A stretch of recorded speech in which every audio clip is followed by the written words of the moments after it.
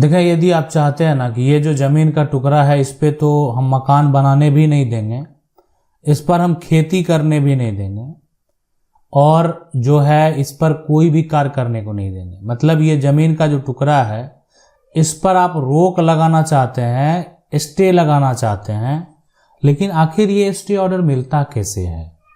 उसके लिए क्या करना पड़ेगा, कहाँ जाना पड़ेगा, कितना समय लगेगा?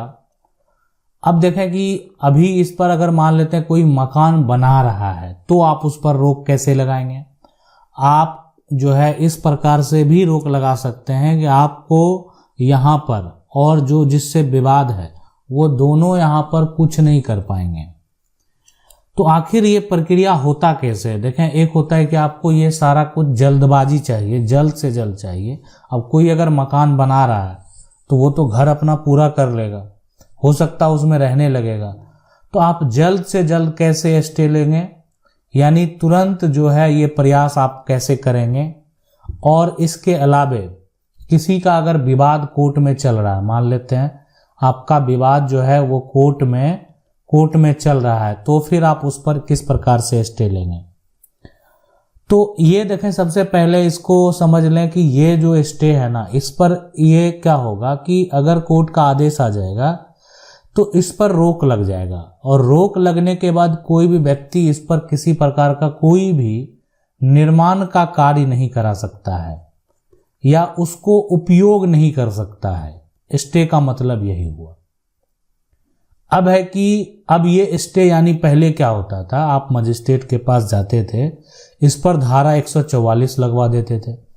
धारा 144 लगवाने का मतलब है कि दोनों पक्ष में से कोई भी पक्ष वहां पर अब नहीं जाएंगे तो किसी प्रकार का निर्माण नहीं होगा और कोई उपयोग भी नहीं कर पाएगा। अभी वर्तमान में वही धारा 163 जो है वो लगता है। तो पहले यानी जो धारा 144 है, अब नया आपको 163 देखने को मिलता है।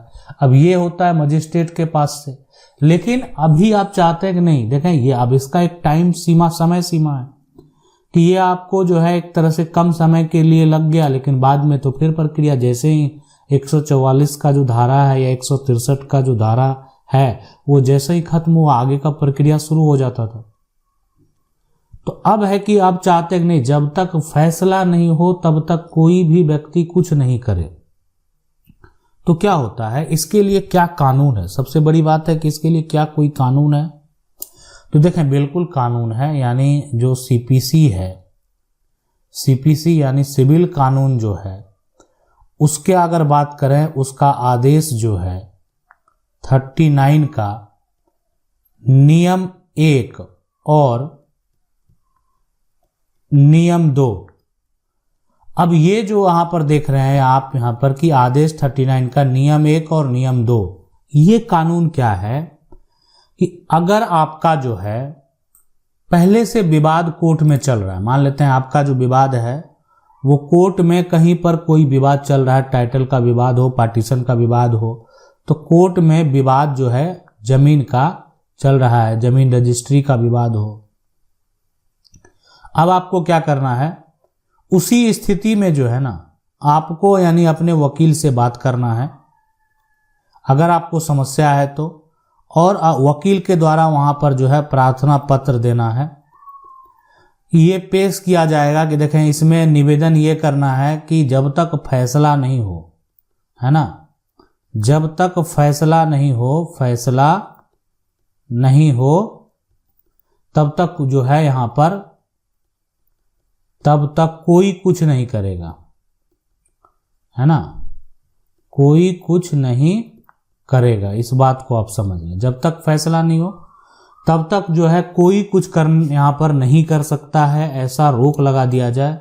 अब कोर्ट का ऑर्डर आ जाएगा कि ठीक है, जब तक मान लेते हैं इस केस का प्रक्रिया चलता है सारा, देखें ये स्टे तभी मिलेगा आपको जो सारा कंडीशन, सारा सिचुएशन को देखने के बाद।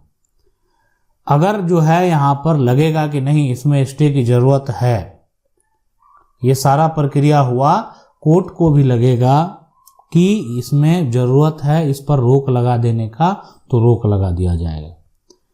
अगर आप क्या होता है कि आप जो है यहाँ पर स्टे लेने के लिए आपके पास कोई साक्ष्य नहीं है, सीधी सी बात है, कल आज आप स्टे का दावा करने जा रहे हैं कोर्ट में, तो आपके पास साक्ष्य होने चाहिए। आप किस आधार पर स्टे की मांग कर रहे हैं?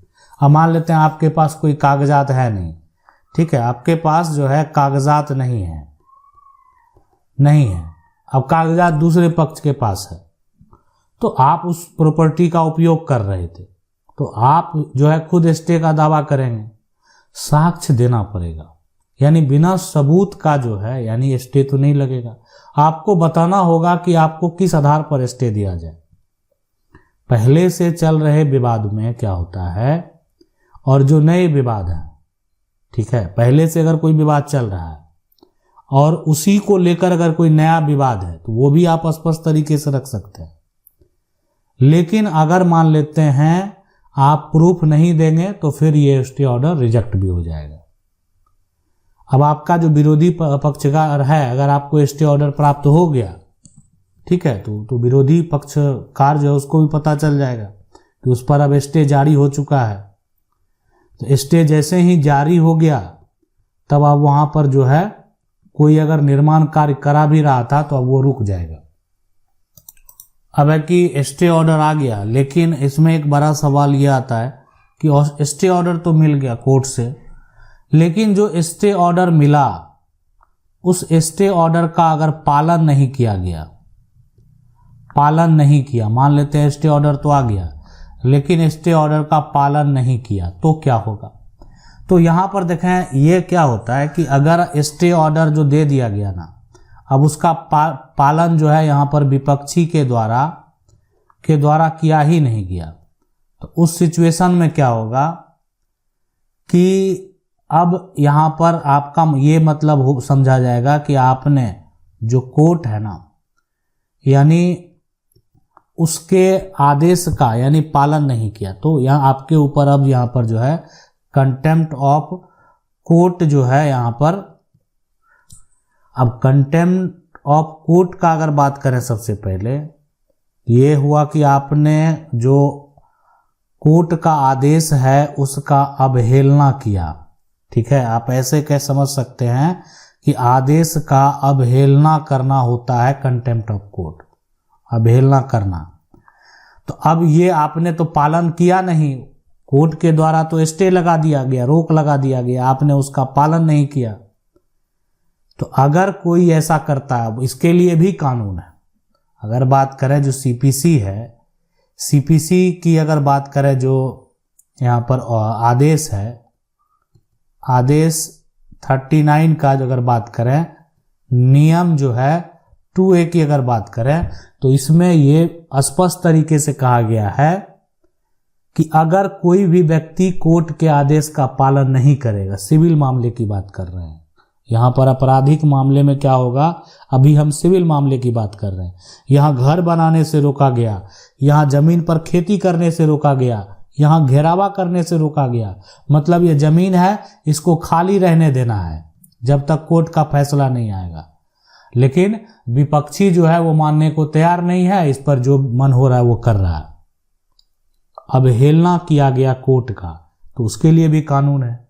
तो क्या होगा अब यहाँ पर ये होगा कि अगर ऐसा कोई करता है तो उसके ऊपर कार्रवाई जो की जाएगी तो उसका संपत्ति को भी जब्त किया जा सकता है, कुर्की भी उसका किया जा सकता है और उसको सजा भी हो सकता है। तो इसीलिए ये कार्य करने से पहले यानी कोर्ट का जो आदेश है उसको पालन अगर आप नहीं कर रहे हैं तो ये बात जरूर ध्यान में रखें कि आपके साथ क्या हो सकता है।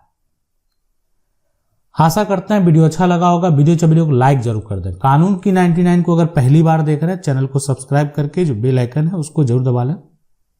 मिलते हैं अगले वीडियो में, तब तक के लिए जय हिंद।